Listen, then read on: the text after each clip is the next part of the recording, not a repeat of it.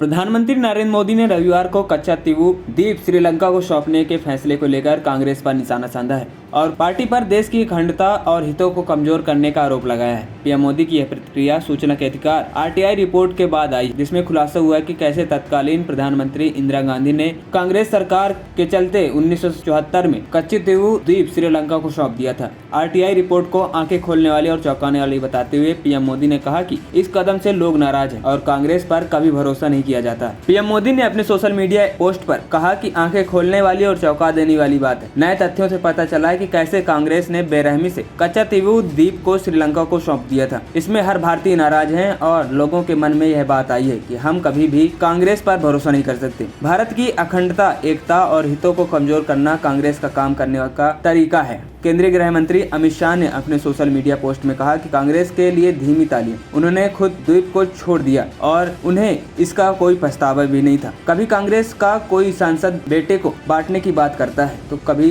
भारतीय संस्कृति और परंपराओं को बदनाम करता है। इससे पता चलता है कि वे भारत की एकता और अखंडता के खिलाफ किस तरह एकजुट हैं। वे केवल हमारे देश को बांटना चाहते हैं और तोड़ना चाहते हैं। आपको बता दें, कच्चातीवू द्वीप वह स्थान है जहाँ तमिलनाडु के रामेश्वरम जैसे जिलों के मछुआरे जाते हैं, क्योंकि भारतीय जल में मछलियां खत्म हो गई हैं। मछुआरे द्वीप तक पहुंचने के लिए अंतर्राष्ट्रीय समुद्री रेखा पार करते हैं, लेकिन श्रीलंकाई नौसेना द्वारा हिरासत में ले लिए जाते हैं। आपको बता दें कि यह रिपोर्ट तमिलनाडु बीजेपी अध्यक्ष अन्नामलाई द्वारा 1974 में पाक जलडम रूमध्य के क्षेत्र को पड़ोसी देश श्रीलंका को सौंपने के तत्कालीन इंदिरा गांधी सरकार के फैसले पर मिले एक आरटीआई जवाब पर आधारित है। रिपोर्ट में इस मुद्दे पर प्रथम प्रधानमंत्री जवाहरलाल नेहरू ने टिप्पणियों का भी हवाला दिया है। आपको बता दें, ये द्वीप हिंद महासागर में भारत के दक्षिण छोर पर है। ये भारत के रामेश्वरम और श्रीलंका के बीच स्थित है। ये द्वीप 285 एकड़ में फैला हुआ है। ये द्वीप 17वीं सदी में मदुरई के राजा रामानंद के अधीन था। ब्रिटिश शासन में ये द्वीप मद्रास प्रेसिडेंसी के पास आया।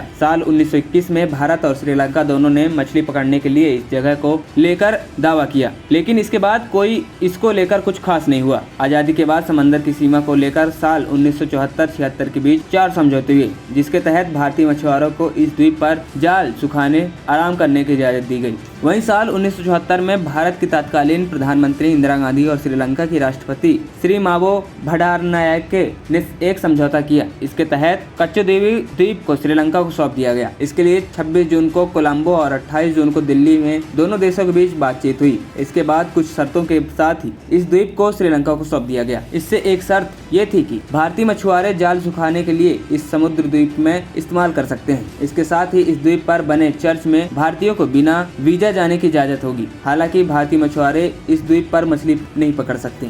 वहीं भले ही इस द्वीप को श्रीलंका को सौंप दिया गया हो, लेकिन तमिलनाडु ने इसका जमकर विरोध किया। उस समय तमिलनाडु के मुख्यमंत्री करुणानिधि ने इस पर पुरजोर विरोध किया था। इसके खिलाफ साल 1991 में तमिलनाडु विधानसभा में प्रस्ताव पास किया गया और इस द्वीप को वापस लेने की मांग की गई। इसके बाद यह मामला सुप्रीम कोर्ट में भी पहुंचा। साल 2008 में तत्कालीन सीएम जयललिता ने सुप्रीम कोर्ट में याचिका दायर की थी कि कच्चातीवू द्वीप को लेकर हुए समझौते को अमान्य घोषित करने की मांग की गई। याचिका में कहा गया कि गिफ्ट में द्वीप को श्रीलंका को देना असंवैधानिक है। इस मसले को लेकर तमिलनाडु की सियासत हमेशा से गर्म रही है। साल 2011 में जब जयललिता एक बार फिर तमिलनाडु की सीएम बनी तो उन्होंने विधानसभा में इसको लेकर प्रस्ताव पास कराया। एएनपी टाइम्स की रिपोर्ट।